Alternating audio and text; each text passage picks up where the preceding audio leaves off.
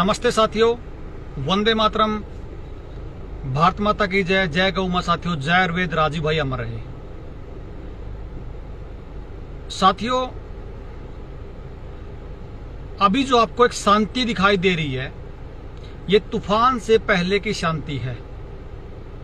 मैं आज सबसे हाथ जोड़कर निवेदन करता हूं, कोई भी पार्टी का हो, मैं सबसे हाथ जोड़कर निवेदन करता हूं, ना हमारा किसी पार्टी से वैर है, ना हमारी किसी पार्टी से द्वेष है। हमें किसी पार्टी के विरोधी के रूप में ना आके जो मुद्दे हैं, क्योंकि मुद्दा इतना बड़ा है। मैं इस पेज को कोशिश कर रहा था कि मैं इस पेज पे इस तरह के किसी चीज के लिए लाइव नहीं आऊंगा, लेकिन मुझे आज समझ में आया कि मैं अगर इस पेज को करूंगा क्या बचा के, अगर इंसानियत ही नहीं बची तो मैं इस पेज को बचा के क्या करूंगा। साथियों, मुद्दा इतना मतलब जीवन का सबसे कठिन मोड़ पे हम आके खड़े हो चुके हैं और आपको समझना होगा, बिना समझे काम नहीं चलेगा। साथियों, बहुत मतलब जिंदगी का मैं मानता हूं कि जितने दुख हमने इस उम्र 40, 35, 38 साल की उम्र में देखे हैं, या जितने डर देखे हैं, ये सबसे बड़ा डर जिस चीज का था वह उस मोड़ पे आके हम खड़े हो चुके। साथियों, निवेदन करूंगा, जो साथी इसको एक बार देखे, अभी लाइव देख रहा है वो भी इसको शेयर कर लीजिए, और जो बाद में भी देखे, एक इंसान होने का धर्म निभाइए और इसको शेयर कर दीजिए, क्योंकि हो सकता है कि इस वीडियो के बाद ये पेज दोबारा ना चल पाए, क्योंकि इस पेज को 2 महीने से इसलिए रोक के रखा हुआ था कि मतलब इस पेज की रीच ठीक ठाक हो जाए, क्योंकि पहले उस मामले में इस पेज की बिल्कुल रीच 0 हो चुकी थी। मैं बात करूंगा, कल कुछ साथियों ने देवेंद्र भाई को भी सुना होगा उस मामले में पूरी खुल के जो चर्चा करेंगे, कुछ बिंदुओं पे जो बिंदु रह गए थे उस पे अभी चर्चा करने की जरूरत है। साथियों, जो साथी लाइव जुड़े, 20-15 मिनट का लाइव रहेगा, बाकी काम एक बार छोड़ के, क्योंकि हो सकता है बाकी पेजों की तरह भी इस पेज को बिल्कुल भी खत्म कर दें, बिल्कुल भी इस पेज को उड़ा भी सकते हैं, और हो सकता है हम दोबारा इस तरह कोई संपर्क ना बना पाए। तो साथियों, जिसके पास ये वीडियो पहुंचे, ये हमारी इस पे हमारी ये हो सकता है लास्ट ही वीडियो हो, हम इसके आगे इस बात का प्रचार ना कर पाए, क्योंकि आपको पता है कि कोई भी जो चैनल वाला है, न्यूज चैनल वाला, वो हमें कोऑपरेट नहीं कर रहा, वो भी अपनी जगह सही है। साथियों, मैं ज्यादा आपको लंबा नहीं खींचूंगा। देवेंद्र भाई, सभी को सभी साथियों को नमस्ते, वंदे मातरम, भारत माता की जय। साथियों, जैसे किस तरह कल पूरे मामले का आपको जो संज्ञान में आया था, एक बिल लोकसभा में आने वाला है मानसून सत्र में उसका ड्राफ्ट जो है उसका तैयार हो चुका है। उसका नाम क्या है बिल का? बिल का है हेल्थ लॉ ड्राफ्ट है, health law draft bill, public health bill के नाम से। साथियों, मैं फिर कह रहा हूं, अभी जो आप ये देख रहे हो, जो शांति देख रहे हो, तूफान से पहले की शांति है। इतना बड़ा आपके जीवन में तूफान आने वाला है, समझ नहीं आएगा। आज अभी समझ सकते हो, क्योंकि अगर वो बिल पास हो गया तो हम ये वीडियो बनाने के लायक भी नहीं रहेंगे। एग्जैक्टली, ये बात आप समझ लेना। तो साथियों, शुरू करते हैं। मुख्य बिंदु पे बस चर्चा करेंगे कि वो उसमें समस्या क्या है।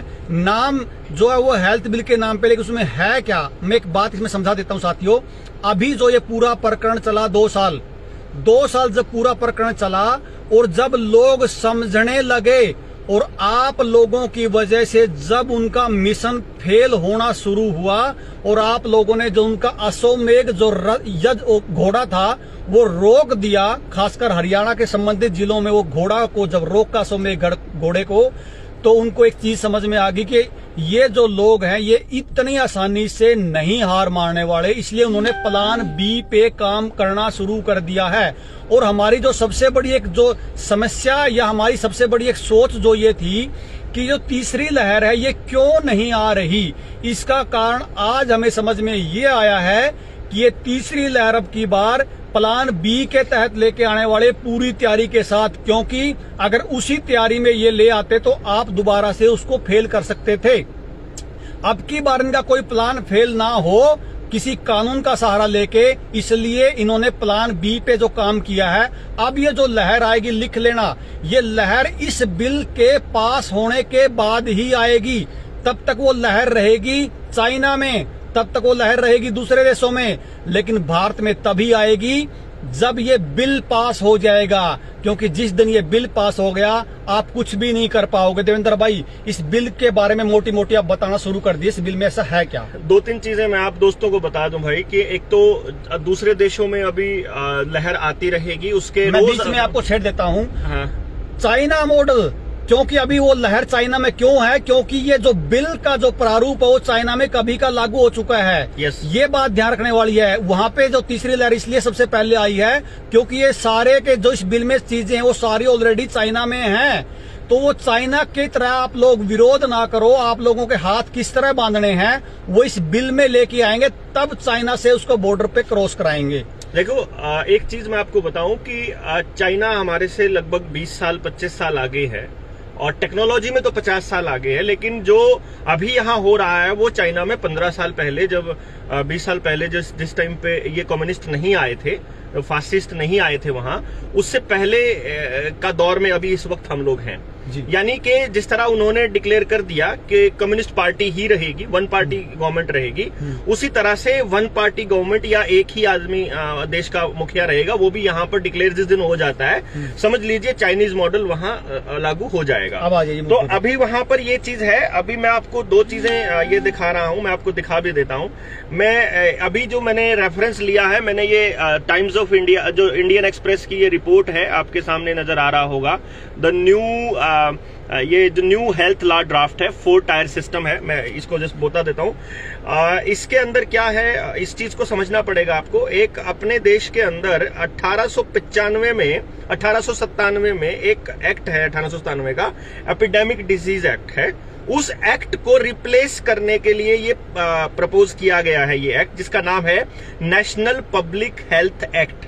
अभी फिलहाल जो हमारा मॉनसून सत्र है उसमें इसको पेश किया जाएगा। ड्राफ्ट तैयार हो रहा है। 4 टायर सिस्टम है कि हेल्थ मिनिस्ट्री क्या डिफाइन करेगी, केंद्र का क्या रोल होगा, हेल्थ मिनिस्ट्री मतलब केंद्र का रोल मतलब हेल्थ मिनिस्ट्री, और दूसरे नंबर पे जो स्टेट है उसका क्या रोल रहेगा, स्टेट के बाद फिर डिस्ट्रिक्ट लेवल पे क्या होगा, फिर लोकल लेवल पे क्या होगा। 4 जगह पे इसके प्रावधान किए गए हैं कि आपकी ताकतों को अब पूरी तरह से डिफाइन किया जाएगा। जैसे आपको ध्यान हो, अभी जब एडवोकेट नीलेश ओझा ने जब मुंबई के अंदर, मुंबई हाईकोर्ट के अंदर, महाराष्ट्र हाईकोर्ट में जब उन्होंने अपने केसेस डाले और जब हाईकोर्ट ने जब सरकारों से पूछा कि आपके कौन से वो रिसर्च हैं, आपकी कौन सी वो फाइंडिंग्स है और वो मिनट्स ऑफ मीटिंग दिखाओ जिसमें तुम कह रहे हो कि एक्सपर्ट ने कहा है कि ऐसा होगा, एक्सपर्ट की राय है कि तुमको ये लगाना है या ये लगाना है, तो एक्सपर्ट कौन है वो दिखाओ और उनकी वो मिनट्स ऑफ मीटिंग दिखाओ और किस किसने क्या क्या कहा।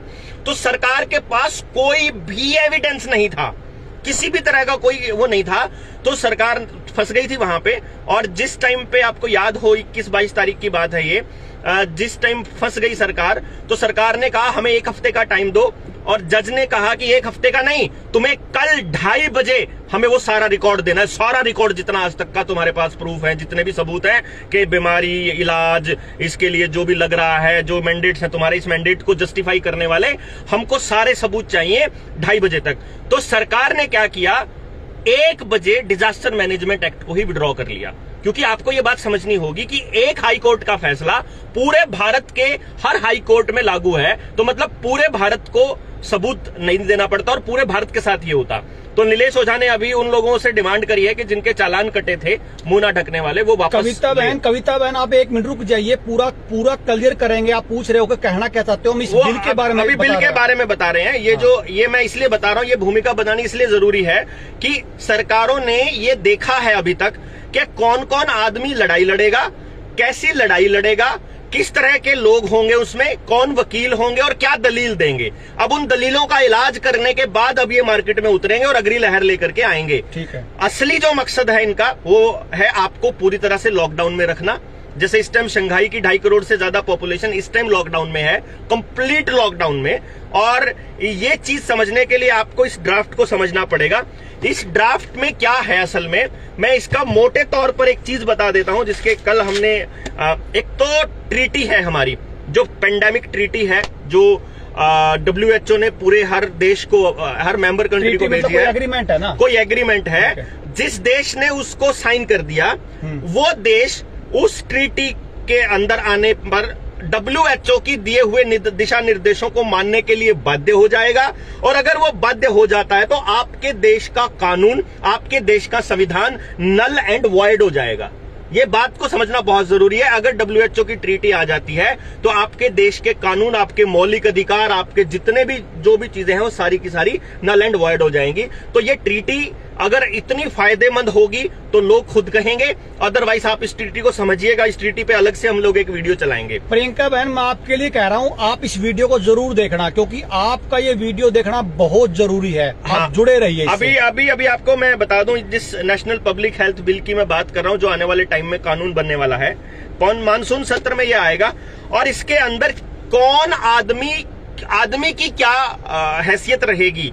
जैसे अभी आपने गौर किया होगा, पिछले 3 महीने में आपने मेरी जबान से और हमारे लोगों की, जो जनता सरकार मोर्चा के लोगों की जबान से एक बात सुनी होगी कि ये शरीर मेरा है, मेरी मर्जी है, मैं क्या खाना चाहता हूं, क्या पहनना चाहता हूं, क्या इसके अंदर डालना चाहता हूं, कौन सा कपड़ा पहनूंगा, कौन सा नहीं पहनूंगा, ये मेरी मर्जी है। ये आपने डायलॉग सुना होगा। दूसरा डायलॉग आपने सुना होगा, मेरे बच्चे और मेरे परिवार की रक्षा करना मेरा धर्म है, और मैं जो चाहूंगा वो इस डिसीजन लूंगा, और जो इलाज मैं चाहता हूं वो इलाज मैं लूंगा। ये माना सभी लोगों ने, और ये आवाज उठानी शुरू करी और बोलनी शुरू करी, और सरकार को इसके लिए मतलब बैकफुट पे जाना पड़ा, और सरकारों ने अपने डिसीजंस वापस लिए, स्कूल खुले और सब कुछ हुआ। लेकिन अब सरकार ने इससे सबक लेते हुए एक खेल खेला है। उसमें क्या खेला है, जो ये नेशनल हेल्थ बिल है, इसके अंदर हालांकि आप रिपोर्ट उठाएंगे, आप अभी तक गूगल इसको चेंज नहीं कर पाया है, चेंज करने की जरूरत भी नहीं है, क्योंकि सरकार ने बल्कि बकायदा सारे के सारे चैनल्स को इसके डिटेल दी है। तो इसमें क्या कहा है, बहुत ही खूबसूरत तरीके से मेंशन किया हुआ है। अंग्रेजी भी बोलूंगा मैं, ताकि जो लोग साथी हैं वो पढ़ पाएं, इस लैंग्वेज को समझ पाएं। A new draconian public health legislation to be introduced in the monsoon session of the parliament allows the government to forcibly धक्के से test, quarantine, whack dash scene the people of India।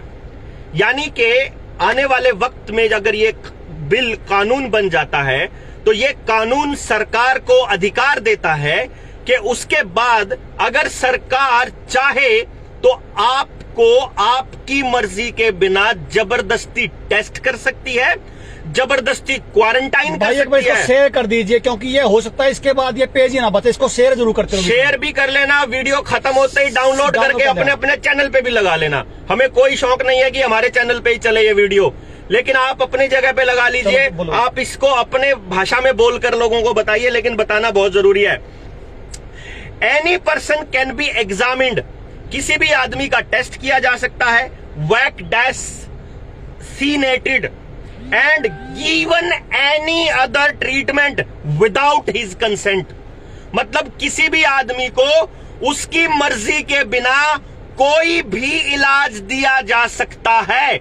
यानी आपको बुखार हो गया, आप कहते हो कि मैं आयुर्वेद के हिसाब से व्रत रख के खाली पेट रह के मैं अपना ठीक करना चाहता हूं। यहाँ जो सुनने लायक जो बात है, मैं निवेदन करता हूं, मैं हाथ जोड़ रहा हूं। हम किसी पार्टी से, हमें आज लड़ाई पार्टी की नहीं, इंसानियत की है। और मैं खास जो अपने आप को ये कहते हैं कि हम राष्ट्रवादी हैं, वो कहाँ गया वो लोग जो राष्ट्रवादी अपने आप को मानते हैं। आप आयुर्वेद, अब आपका आयुर्वेद से इलाज कराने का हक छीना जा रहा है साथियों। आयुर्वेद क्यों? आपका होम्योपैथी से, आपका नेचुरोपैथी से, अब दुनिया की कोई ताकत आपको किस चीज से इलाज करवाना है, आपको कोई बचाने वाला नहीं। आपको एक ही पैथी से इलाज दिया जाएगा।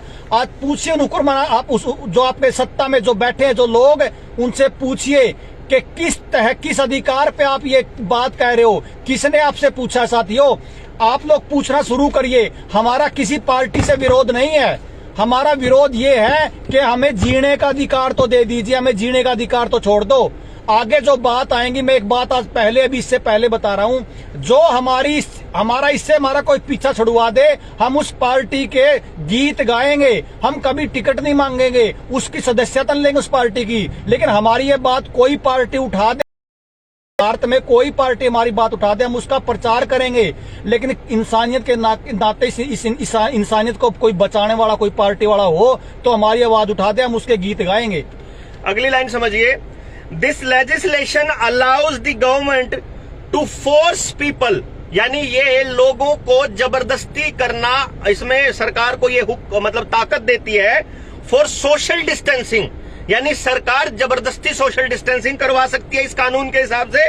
And to carry out the surprise inspection, यानी कि अचानक inspection of the place they live and work in, यानी जहां आप रहते हो और जहां आप काम करते हो वहां औचक निरीक्षण का अधिकार देती है ये सरकार के आदमी को। अब इसमें मैं जोड़ दूं बात है, जो लोग मेरे जैसे जो लोग थे वो ये सोच रहे थे कि भाई चलो सरकार अगर कहीं बाहर नहीं जाने देगी तो मैं अपने खेत में रह के काम चला लूंगा, अपने घर में रह के काम चला लूंगा, मैं दुनियादारी से नाता तोड़ दूंगा, लेकिन मुझे ये चीज नहीं लेनी है, मुझे इसमें नहीं जाना, मुझे अपने बच्चों को बचाना है। अब वो आपका अधिकार नहीं रहा। आप अपने घर में, अपने खेत में जहां भी होगे, आप पे निरीक्षण के नाम पे आपको चिन्हित कर करके आपको ठोका जाएगा। ये कहना चाहता है ये कानून, और ये मैं और देवेंद्र भाई नहीं कह रहे, ये कानून कोई भी गूगल से सर्च करके आप इसका ड्राफ्ट निकाल सकते हो। अगर एक बात भी हम गलत इसमें कहें तो हमारे जूते मारना सिर पे। अगली पॉइंट है, the draft law also allows the government to kill birds and animals, यानी कि इसका मतलब ये है जैसे इस बीमारी के ये जानवरों को भी लगाए जा रहे थे, भैंसा का भी ला दिए, कुत्ता का भी ला दिए, अब ये ड्राफ्ट जानवरों को और पक्षियों को मारने का अधिकार देता है सरकार को। समझिए भाई, अब सुनिए मेरी बात ध्यान से।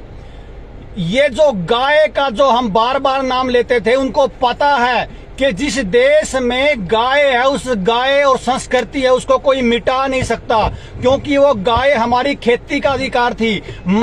अगर मेरा कोई कल को डीएपी बंद करता, कोई यूरिया बंद करता, तो मैं मेरे पशुधन से खाद बना के वहां पे डाल सकता था। अगर मेरे पास तेल ना हो तो मैं बैल से खेती कर सकता था। अगर मेरे पास कुछ भी ना हो तो मैं अपने दूध से, सारी चीजों से अपने घर पे गुजारा कर सकता साथियों। लेकिन आज मेरी बात आप लिख लेना, जिस तरह से पहले बीमारी के नाम पे, मैं नाम ले रहा हूं, संघ और बीजेपी के लोगों ने लोगों को ठुकवाने का काम किया, अगली जब लहर आएगी वही लोग सरकार के कहने पे, सरकार ये कहेगी कि जो ये गाय और जो भैंस है इनकी वजह से वायरस की समस्या है, वही लोग जो अपने आप को राष्ट्रवादी कहते हैं, इन सरकारों के चंगुल में आके ये जो रोड पर जो घरों में जो गाय है इनका वध करेंगे और उनको लगेगा कि हम राष्ट्रवादी हैं। साथियों, कांग्रेस तमाशा देखिए, कांग्रेस तो चाहती ये है कि इस देश से गाय खत्म हो। लेफ्टिस्ट तो चाहते भी यही है कि इस देश से गाय खत्म हो।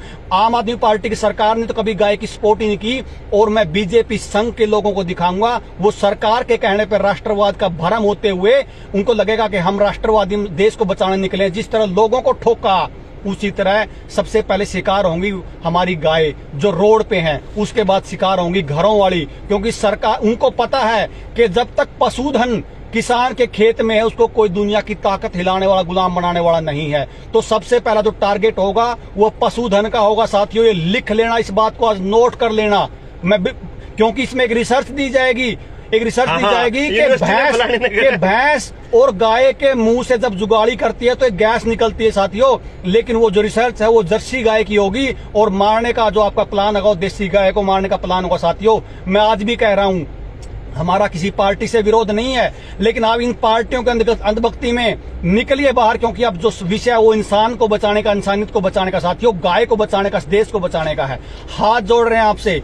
अगर आपको कहीं हमसे बात करनी हो, हम आपके घर पे आ जाएंगे। समझ लीजिए बात को, विषय इतना बड़ा है, हम आगे मुंह दिखाने लायक नहीं बचेंगे। आगे सुन लो, एक बार इसको साथियों शेयर करते रहो। जाना बहुत जल्दी है, बाहर वेट कर रहे हैं। The bill empowers the state and the local government to take the appropriate measures, यानी ये कानून सरकार को ऐसे कदम उठाने के अधिकार देती है जिसमें क्वारंटाइन करना हो आदमी को, अगर अकेला गिरना हो एक डब्बे के अंदर तो सरकार को अधिकार होगा।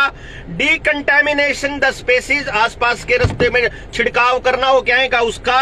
आइसोलेटिंग द इन्फेक्शियस एजेंट्स, यानी ऐसे लोग जो फैलाते हैं वायरस, उन लोगों को अलग करके, मतलब उनको आइसोलेट करना। एनिमल बर्ड को डिस्ट्रॉय करना और सरप्राइज एनिमल बर्ड को मतलब एक ऐसी बीमारी, इसका मतलब आएगी 200% ये बीमारी एक ऐसी लेके आएंगे जिसका जो ठिकरा है वो एनिमल पर, बर्ड्स पे फूटेगा बस। साथियों। अगली चीज और, मेडिकल एग्जामिनेशन किया जा सकता है, लेबोरेटरी टेस्ट किया जा सकता है, लेबोरेटरी एग्जामिनेशन। आपको ध्यान हो, जब मेरी गिरफ्तारी हुई थी तो मैंने 16 सेक्टर के जो मेडिकल अस्पताल है, वहां पे जो पीजीआई है, छोटी पीजीआई, उसमें मैंने अपना टेस्ट करवाने से मना कर दिया था। मैंने विरोध किया, मैंने बोला ये मेरा शरीर है, मैं नहीं लूंगा, कोई टेस्ट नहीं कराऊंगा। सरकार को, पुलिस वालों को मेरा डिसीजन मानना पड़ा और मुझे वो ऐसे ही लेकर के गए थे और फिर जुगाड़ किया उन लोगों ने अपने आप से। उसके बाद इस कानून के बाद आपका जबरदस्ती टेस्ट हो सकता है, सब कुछ है। आपका डीएनए सैंपल लिया जा सकता है, आपका ब्लड सैंपल आपकी मर्जी के बिना लिया जा सकता है। आप ये समझो कि आपकी निजता के कोई मतलब नहीं है, आपके ऊपर केवल आरोप लगाना है और आपके ऊपर कोई भी टेस्ट, कोई भी इलाज, कोई भी ये जो लगाते हैं ये केमिकल आपके शरीर में डाला जा सकता है। और साथियों, इसका शिकार सबसे पहले होंगे हमारे जैसे लोग, ये ध्यान रखना। हाँ। इसलिए मैं कह रहा हूं, हो सकता है हम कुछ दिन बाद आपको कहीं भी ना मिले, ढूंढने से भी ना मिले, और ना वीडियो में मिले, ना कहीं आपको ढूंढने से भी ना मिले। और सबसे बड़ी बात, ये सब कुछ बिना उस आदमी के मर्जी के किया जा सकता है। आपकी माँ, बहन, बेटा, बेटी, कोई नहीं बख्शा जाएगा, आप किसी को नहीं बचा पाओगे। जो 2002 में हुआ था, नरसंहार का दौर आने वाला है, वही वैसा ही जो जिसकी मैं बात कर रहा था। आपको संभलने का मौका भी नहीं दिया जाएगा। अभी 4+1 यानी 5, 4+1G जो टेस्टिंग चलेगी उन रेडिएशंस की, उसी टाइम पर ये कानून आएगा, उसी टाइम पर लोग सड़कों पे गिरने पड़ने लगेंगे, उसी टाइम पर अगली लहर का नाम लेकर के आपको जबरदस्ती उठाया जाएगा, उसी टाइम पर ये लोग तैयारी कर चुके हैं। आपको कितनी तैयारी करनी है ये देखना है। आप अपने जैसे कितने लोगों को इकट्ठा कर सकते हो, आप अपने जैसे लोगों को कितना कर सकते हो। आप अगर आज भी अंधभक्ति में डूबे हुए हो, आपका सर्वनाश निश्चित है। किसी भी पार्टी की अगर ये बात कोई उठाने वाला हो, इसका बिल का कोई विरोध करने वाला हो आपकी पार्टी में, हमें बताइए। हम उसका 1 रुपया कहीं नहीं लगने देंगे, घर से पेट्रोल फूंक के उस पार्टी का प्रचार करेंगे।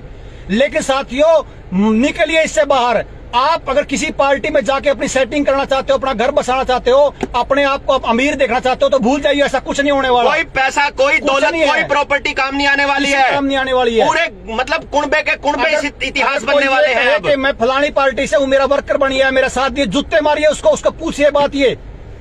साथियों, कोई साथी खड़ा बाहर, कुछ बात और अर्जेंट बात करनी है, इस वीडियो को अपना पर्सनली मान के इसको जितना शेयर उसका करिए, इसको डाउनलोड कर लीजिए, क्योंकि हो सकता है ये इसके बाद ये पेज ना बचे। वंदे मातरम साथियों, भारत माता की जय, जय गौ मां साथियों।